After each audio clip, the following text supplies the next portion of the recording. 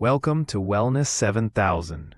Have you ever found yourself, wrestling with a new skill or maybe trying to remember a name that's just on the tip of your tongue and you think, ugh, my brain just isn't what it used to be? Oh, absolutely. It's a really common feeling. Especially after, say, 40, right? There's this kind of lingering belief that our adult brains are pretty much fixed, that our learning potential is, well, capped. Exactly. That was the old thinking for a long time. But what if that wasn't true? Mhm. Today, we're going to cut through that outdated idea and really dive deep into one of the most exciting breakthroughs in neuroscience, neuroplasticity. It's a fascinating area. And this isn't just some fancy term, it's the brain's amazing inherent ability to reorganize, to adapt, and build entirely new neural connections throughout your entire life. Yes, even right now as you're listening. Exactly. So our mission for this deep dive is to unpack how this incredible property of the brain is being harnessed. We're talking everything from cutting-edge clinical therapies that literally rewrite neural pathways Yeah, some really groundbreaking stuff. to powerful daily habits you can adopt, and even a revolutionary approach to managing your mind itself. It connects on so many levels. Get ready to maybe rethink everything you thought you knew about your brain's potential. It's pretty boundless. It really is. Okay, so let's unpack this. Let's start with a clear definition. At its core, what is neuroplasticity? Right. So basically, it's your brain's capacity, its built-in ability to reorganize its own neural networks. Okay. And this happens in response to, well, all sorts of things. New experiences, learning something new, changes in your environment. And think of it as the ultimate built-in adaptability. Adaptability, I like that. And this really does represent a complete paradigm shift, especially in neurological rehabilitation. How so? Well, traditionally, the focus after an injury or illness, like a stroke or a brain injury, was mostly on compensating for lost function, figuring out workarounds. Right, coping mechanisms. Exactly. But now we understand the brain isn't static.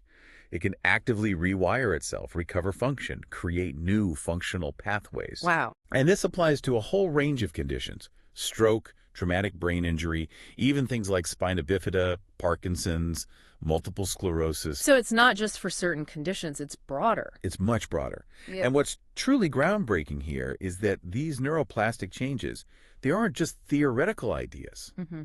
You can actually achieve them through practice. Mm-hmm. Consistent, repeated practice, sensory stimulation, targeted motor learning. Oh, right. And that's precisely why physiotherapy has become such a critical cornerstone of modern neurorehabilitation.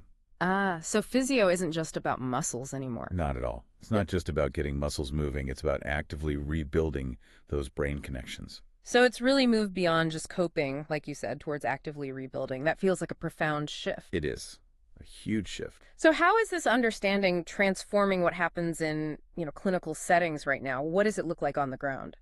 It's leading to some incredibly innovative therapies, really interesting techniques. Like what? Okay, so take constraint-induced movement therapy, or CIMT. CIMT, okay. It's almost brilliant in its simplicity. It literally forces the use of an affected limb, say, an arm weakened by stroke, by limiting the movement of the unaffected or good limb. So you restrain the good arm. Essentially, yes. By making that bad limb do all the work, it aggressively encourages neural rewiring in the brain. It pushes the brain to find new pathways to control that limb. Wow, that sounds intense. It can be, but it leads to significant motor recovery, especially after stroke. Then there's virtual reality therapy, VRT. Ah, VR. That's everywhere now. Right, but this isn't just gaming. It immerses patients in specific interactive rehabilitation exercises. Okay. The real insight here is how it amplifies motivation. It can be more engaging than traditional exercises, and it uses all that multisensory feedback, visual and auditory, to powerfully trigger neuroplasticity. So the immersion helps the brain. Exactly. It improves motor learning, balance, even cognitive function. And patients often report it helps with anxiety too, which is a huge bonus during a tough recovery. Yeah, I can imagine. What else? And then there's mirror therapy, or MIRT. This one's fascinating, and often pretty economical and minimally invasive. Mirror therapy. How does that work? It uses a visual illusion, often just a simple mirror placed strategically. It tricks the brain into perceiving movement in an affected limb, even if it's not actually moving much. You're tricking the brain again? Kind of. This stimulates what are called mirror neurons, and that can induce motor recovery in conditions like hemiparesis weakness on one side, and it can even help ease phantom limb pain. That's incredible. Just using a mirror, it seems like they're all finding clever ways to sort of nudge or trick the brain into healing itself. That's a good way to put it, leveraging the brain's own mechanisms. And that article you mentioned from the Journal of Neonatal Surgery, it really highlighted how effective these are seen to be, right? Yes, the survey results were quite positive. A majority of participants, and this included physiotherapists, neurologists, even patients rated CIMT, VRT, and mirror therapy as highly efficient. Highly efficient. That's strong feedback. And impressively, 70% of the respondents noted significant improvements in motor function within just 3 to 6 months. Wow, 3 to 6 months is pretty quick for significant change. It is. It shows these aren't just marginal gains. They're really impacting people's lives, their ability to function. Okay, the outcomes sound incredibly promising. But there's always a but, isn't there? There often is. This raises an important question. Despite these clear benefits, actually getting these therapies to patients faces some significant barriers. Like what? What's holding things back? Well, the survey pointed out several key issues. High equipment costs, especially for things like advanced VR systems, were cited by 40% of respondents. Okay, cost is always a factor. Then there's lack of awareness. A surprising 60% reported a lack of awareness about these advanced techniques. 60%, that's huge. People just don't know about them. Apparently not as widely as you'd hope. And linked to that, limited availability of trained personnel, 55% cited that. You need specialists who know how to use these tools effectively. Right, training takes time and resources. And even some resistance to adopting new techniques was noted by 30%. Sometimes inertia is hard to overcome. So you've got cost, awareness, training, and just general resistance. Given all those hurdles, which one do you think is the most critical bottleneck? The biggest sticking point? That's a tough call. They're all tangled together. But I'd probably argue that awareness is maybe the most fundamental bottleneck. Really? More than cost? Well, think about it. If practitioners and patients simply don't know these options exist, the cost or training barriers almost don't matter yet, right? People can't ask for or seek out something they're unaware of. That makes sense. You can't demand what you don't know exists. Exactly. So the study recommended things like further research, more training programs, and yes, addressing those financial and accessibility barriers. What was also interesting is that 75% of respondents supported integrating things like AI and robotics into rehabilitation. Ah, technology as a potential solution. Potentially, yeah, to help personalize treatments, maybe optimize outcomes, and perhaps even overcome some of those personnel or access issues down the line. Okay, that's a really important look at the clinical side. But let's shift focus now from these specialized settings back to, well, to your brain, listening right now. Many of us have sort of absorbed this idea that neuroplasticity really drops off as we age, especially after 40. Yeah, the old dog new tricks idea applied to the brain. Exactly. But that belief, it turns out, is largely outdated. Dr. Andrew Huberman, the neuroscientist, has some really fascinating insights that completely challenge this. He really does. And here's where it gets really interesting for everyone, not just people in rehab. Okay, tell us. Dr. Huberman's core message is crystal clear. The adult brain isn't just capable of change, it's literally designed for it. Designed for change, even after 40. Absolutely. Now, it might be a bit slower to adapt than, say, a child's brain. Okay, that seems intuitive. But crucially, it's often more precise and focused when it does change. The key, he says, the real driver for adult neuroplasticity is something he calls focused struggle. Focused struggle, what does that mean? It means deliberately pushing yourself just beyond your current ability. Really concentrating, making errors, feeling that effort. Okay, so leaning into the difficulty. Precisely. That sustained effort, that feeling of friction, releases crucial brain chemicals, neuromodulators, like norepinephrine and acetylcholine. And these chemicals essentially tag the specific neural circuits you're using. They tag them, like a bookmark. Exactly like a bookmark. Yeah. They mark those circuits for strengthening, for becoming more permanent. It flags them for change. Huh. So the struggle itself is the signal. Yes. But here's the adult barrier, as he calls it. It often isn't age itself. It's our own protective instincts kicking in. What do you mean? As adults, we tend to pull back from discomfort. We interpret that mental resistance, that frustration when something's hard, as a sign of failure. We think, oh, I'm too old for this, or I'm just not getting it. Yeah, that sounds familiar. Dr. Huberman puts it very plainly. He says we are often too protected from the friction that drives rewiring. We've built comfortable routines. We avoid that mental effort. We've insulated ourselves from the very thing that helps us grow. Exactly. So we need to reframe that friction, that feeling of discomfort, confusion, frustration when you're learning something new that's not failure. Right. That is the signal your brain is using to identify exactly what needs to be rewired. You could almost think of it as the feeling of your brain identifying what to rewire. I like that reframing. It's not a stop sign, it's a road sign pointing to construction ahead. Perfectly put. He uses an analogy. A child's brain is like soft clay, easily shaped by every little impression. Yeah. An adult brain is more like thick soil. Thick soil. It's harder to mold initially, yes, it takes more focused effort. Yeah. But when you dig into it with intention, when you carve those grooves through focused struggle, those grooves become deep and lasting. They become automatic. So it's not about the initial speed of learning. It's about the sustainability and depth of the change. That analogy of thick soil really resonates. So the sustained intentional effort is actually more important than how quickly you pick something up at first. Absolutely. Persistence and focus trump initial speed in the long run for adult learning. Okay, so what are some actionable strategies then? Things grounded in this neuroscience that we can actually do to reignite that neuroplasticity in our own lives. Right. Dr. Huberman outlines several key behavioral tools.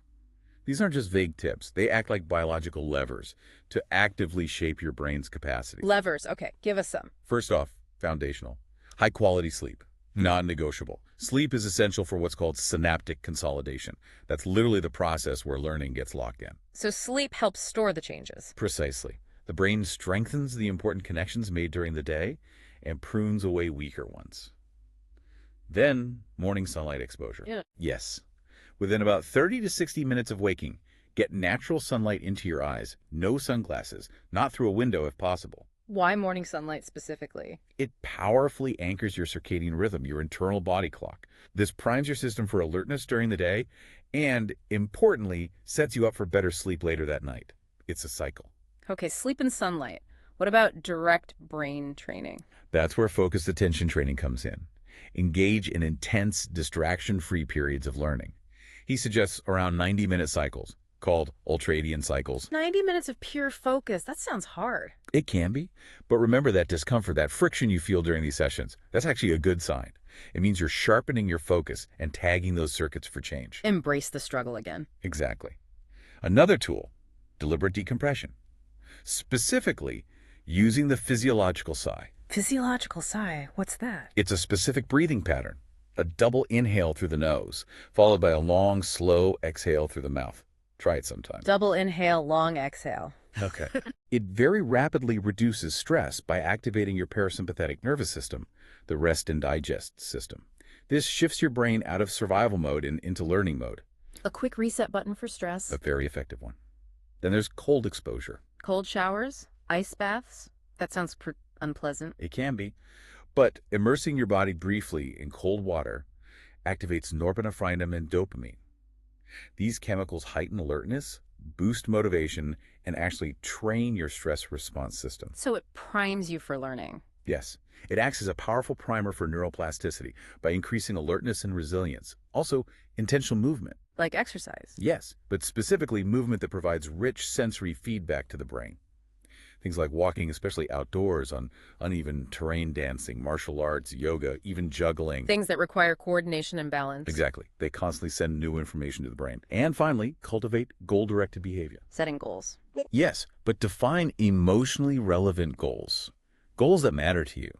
This releases dopamine, not just when you achieve the goal, but during the pursuit itself. And break large goals down into small, winnable steps to keep that dopamine flowing. Keep the motivation going. Right. So these aren't just, random self-help tips. They are practical biological levers you can pull to actively shape your brain's capacity. Okay, Dr. Huberman shows us how that focused effort, that friction, creates these micro changes.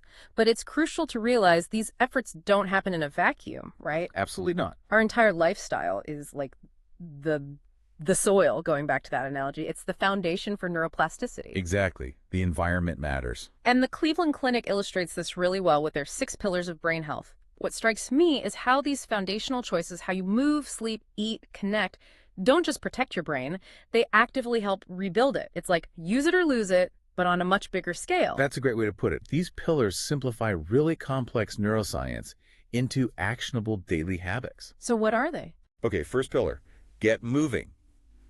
Aim for about 150 minutes a week of moderate intensity exercise.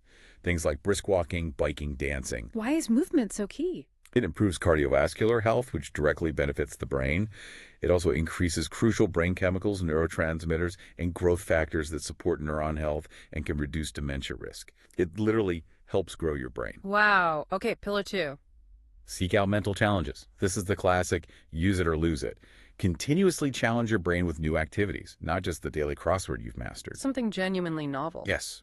Try cooking a complex new recipe, learn a musical instrument, take an online class on a totally new subject. This novelty promotes new cell growth and strengthens your brain's networks. Okay, keep it fresh. What's next? Pillar 3, eat smartly. Diet is huge. Focus on fruits, vegetables, whole grains, lean proteins like fish. Think Mediterranean or the Mind diet. Mind diet. Yeah, it blends the Mediterranean and DA-ish diets. It's specifically designed for brain health and has been shown to reduce Alzheimer's risk. Basically, lots of plants, healthy fats, limit processed foods, and saturated fats. Why avoid the processed stuff? Those tend to lead to inflammation and oxidative stress, which can damage brain cells over time. Pillar 4, be social. Being social helps your brain. How? Active social engagement is actually a complex mental workout. Your brain is constantly interpreting verbal cues, facial expressions, body language. It's like cross-training for your brain. Huh. I never thought of it that way.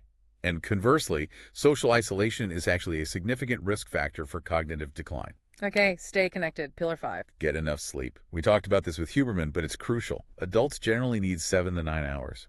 During sleep, the brain does vital maintenance, like clearing out metabolic waste. What happens if you don't get enough? Consistently sleeping less than 5 hours a night can actually double your risk of dementia later in life. It's that important. Double. Wow. Okay, final pillar. Pillar 6. Take control of your health. This means managing chronic conditions.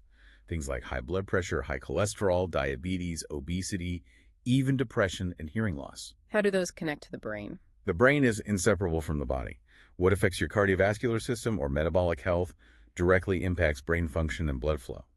Also, avoiding smoking and excessive alcohol intake is key here too. It really paints a picture of holistic health being brain health. Absolutely. They are completely intertwined. Okay, these lifestyle pillars are clearly foundational, and it makes me think, how do these big picture habits specifically impact something really fundamental like our working memory? Oh, working memory. That mental sticky note, right, where we hold information temporarily to work with it. All our new learning seems to happen there first. Exactly. Working memory is that conscious temporary storage space where we process information, make connections, and its limitations can definitely impact how effectively we learn and think. So how can we improve it, drawing on these ideas? Stanford Center for Teaching and Learning has some great practical strategies.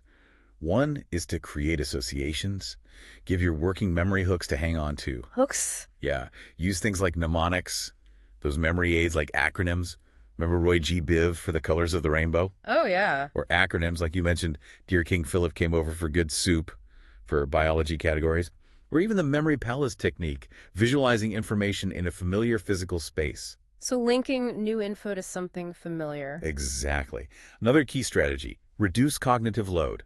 Our working memory is limited. Don't overload it. How do you do that? Use external aids, reminders, calendars, notes apps. Automate routines where you can. And practice chunking. Chunking. Breaking down large amounts of information into smaller, manageable chunks. Our working memory handles about 3-4 items well at once. Think phone numbers, they're chunked, right? Right, not just one long string of digits. Exactly. You can also utilize creativity. Our brains love novelty and stories. How does creativity help memory? Create vivid mental pictures. Visualizations. Turn dry information into an engaging story. Maybe Newton's laws become Captain Velocity's adventures, or use rhymes and songs. These make information more memorable, easier to hold on to. Make it stickier. Yes. And finally, and this loops back to the pillars, reinforce those lifestyle habits. It bears repeating. Adequate sleep. 7 to 9, maybe even 10 hours sometimes. Regular movement, taking short breaks during focused work, managing stress, staying organized, all these directly support and strengthen your working memory capacity. So it all connects back. The big habits support the specific cognitive functions. Absolutely. These are all within your grasp, really. Daily choices that collectively build a more resilient, flexible, capable brain. Okay, so what does all this mean for our deepest potential? We've seen how we can intentionally rewire our brains through therapy, through daily habits, but let's take this concept of brain change even deeper now. Let's introduce Dr. Caroline Leaf's work on the mind-brain connection. Ah, yes, Dr. Leaf. Her work is quite revolutionary. It really offers a powerful, maybe even challenging new perspective on mental well-being healing that might just change how you think about, well, everything. It really pushes the boundaries. She makes a critical distinction right at the start between the mind and the brain. Okay, what's the distinction? Aren't they the same thing? Not according to Dr. Leaf. She explains that your brain, the physical organ, she sometimes likens it to two chicken cutlets, which is quite a visual. Jekyll slightly. Okay. That physical brain is merely the host. It's the responder. The mind, however, is the energy force that drives the brain and the body. The mind drives the brain. Yes. She says the mind is 99% of who you are. It's your spirit, your soul, your ability to perceive the world, to think, feel, and choose. It's non-physical energy. Wow, okay. She describes it as the programming that translates all the external information, electromagnetic impulses from the world, into what she calls thought clouds. Thought clouds. Yeah, these bundles of information. And then those thought clouds get wired into the physical structure of your brain and actually into every cell of your body. So the mind creates thoughts, and thoughts change the brain and body. That's the core idea. And this mind energy isn't just located in your head. It's throughout your entire body. You can, for instance, decide to wiggle your toes. That's your mind directing energy and action through your body. That's a profound distinction. Mind is the driver, brain is the responder. It is. And this leads her to what she calls the problem with labels. Labels like anxiety, depression. Exactly. Dr. Leaf argues quite strongly that potentially 95% of what we call lifestyle diseases actually stem from our thought life, from how we use our minds. 95%, that's a huge claim. It is. And she argues that labels like anxiety, depression, PTSD can be harmful because they often treat these states as fixed, permanent diseases of the brain. Instead of seeing them as emotional warning signals or behavioral warning signals, signals that something in our experience, often adverse experiences or trauma, needs to be processed and managed by the mind. So the label makes it seem like a brain problem, not a mind management issue. That's her argument. That labeling can lock individuals into a kind of victim mentality, preventing them from realizing they have the power, through their mind, to actively address the root cause. Okay, but that sounds almost too good to be true for someone really struggling. Well, here's the empowering part, the good news. You're not stuck. Your mind has the inherent power to manage and rewire these negative patterns, to heal trauma, and consequently change your physical brain. The mind leads the change. Yes, you use your mind to change your brain. That's incredibly empowering, as you said. But for someone listening who feels deeply stuck in anxiety or a negative pattern, how do you translate that powerful idea into practical steps? How do you actually do that mind management? Right? That's the crucial question. And that's where her 5-step neurocycle process comes in. It's a very concrete method for conscious mind management. Okay, the neurocycle. Walk us through it. Maybe with an example like, say, stress about work or just a recurring negative thought. Sure. Let's use that feeling of being stuck or dreading work. Step 1 is gather awareness. Gather awareness, okay. You pause, calm yourself down a bit, maybe take a few deep breaths, and then you observe yourself almost like a detective. You ask 4 specific questions. First, what am I feeling right now? Name the emotion, dread, frustration, overwhelm. Okay, name the emotion. Second, where am I feeling this in my body? Is it knot in your stomach? Tension in your shoulders? Connect the emotion to a physical sensation. Emotion, body, sensation. Got it. Third, what are my behaviors? What am I actually saying or doing right now? Am I sighing a lot, snapping at people, procrastinating? Okay, watch your actions. And fourth, what's my perspective or attitude? How am I looking at life or this situation right at this moment? Am I feeling hopeless, cynical, victimized? Emotion, body, behavior, perspective. Yes. Gathering this data helps you self-regulate. It brings some order to the internal chaos. Step 2 is reflect. Reflect. How is that different from gathering awareness? Gathering is just noticing the signals. Reflecting is going deeper. You ask why questions about what you just gathered. Why do I feel this dread? What specifically triggers it? When did it start? Who is involved? How is it impacting me? Digging into the why behind the what. Exactly. It's like looking in a mirror and really seeing the depth, not just the surface reflection.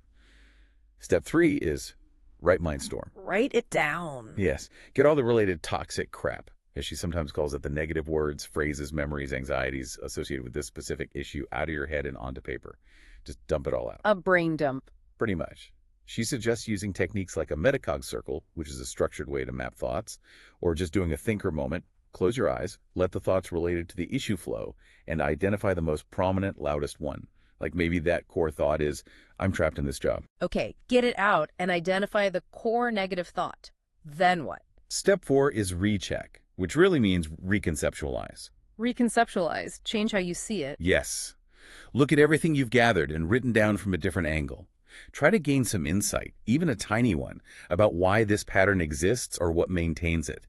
For instance, you might realize, wow, I've been paying so much attention to the dread of my commute that feeling itself became deeply imprinted and automatic.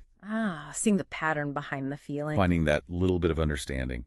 And finally, step 5 is active reach. Active reach. What does that mean? This is about choosing one concrete, positive, doable action, phrase, or visualization to anchor you and help you manage the situation or get through the next moment or day. Like a small step forward. Exactly. It could be a simple affirmation like, it's okay that I feel this way right now, or I am capable of figuring this out, or even a physical anchor, like deciding to wiggle your toes whenever the dread hits, just as a signal to your mind that you're taking back control. It actively deconstructs the negative thought and builds something new. Gather, reflect, write, recheck, active reach. That sounds like a profound daily practice. But it's not a one-and-done fix, is it? You mentioned commitment earlier. Precisely. Dr. Leaf emphasizes that building a new, healthy thought pattern takes time and repetition.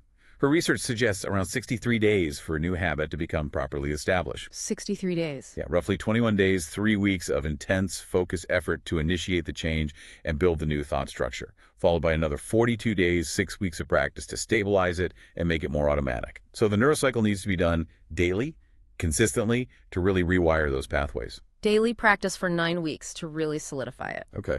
But what about those moments of acute stress? You know, when you get that jarring text message that just says, we need to talk, and your mind immediately spirals into worst-case scenarios. Yeah, the panic button moment. Right. For those, she offers a help-in-a-hurry technique. It takes about 63 seconds. Okay, a quick rescue method. What is it? 2 steps.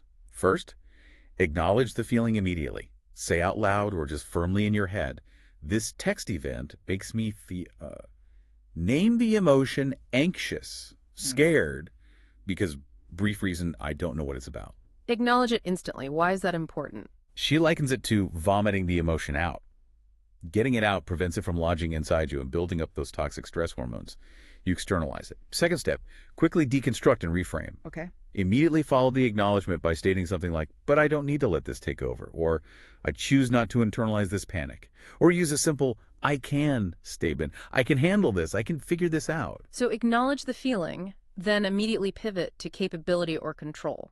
Exactly. It's like a mini neurocycle done rapidly. It helps you bypass the immediate emotional chaos, access your wisdom or rational mind, and allows you to respond thoughtfully instead of just reacting emotionally. That's an incredibly powerful way to step out of those instant reactions. So if I'm hearing this right, the brain isn't just passively taking things in. When we challenge it, when we manage our minds intentionally, we're actively telling it where to grow, where to change, and we can use our conscious mind to design our internal reality, which then shapes our brain, our body, even when facing tough stuff like stress or past trauma. That's the core message. Mind leads brain. And those clinical trial results you mentioned for the neurocycle, an 81% reduction in reported depression and anxiety symptoms in just 21 days, that's genuinely transformative. It really demonstrates the power of directed neuroplasticity managed by the mind. Wow. What an incredible journey we've taken today. This deep dive has really shown us that neuroplasticity isn't just a concept, it's this powerful, active force that's available to us at any age. Absolutely. It's always there, waiting to be harnessed. We've explored how it underpins these groundbreaking clinical therapies, how simple daily habits can optimize it, and perhaps most profoundly, how your mind, distinct from your physical brain, holds the power to consciously rewire your entire system. Yeah, the potential is immense. The core message, really, is that your potential isn't defined or limited by your past experiences or your age. It's defined by your current patterns of thought, of behavior. And those patterns can be changed. And those patterns can absolutely be rewired. You are not behind, you're not stuck permanently, you're always at the beginning of something potentially profound. That's a hopeful note to end on. So as you, our listener, carry this knowledge forward, here's a final provocative thought to consider. What one small delivered action will you take this week? Maybe it's just getting that morning sunlight, or practicing a physiological sigh when stressed, maybe trying one step at the neurocycle, or even just acknowledging a challenging thought instead of letting it spiral. What one small thing will you do to tell your brain, hey, we're not done yet, we're still evolving? Thanks for joining me on Wellness 7000.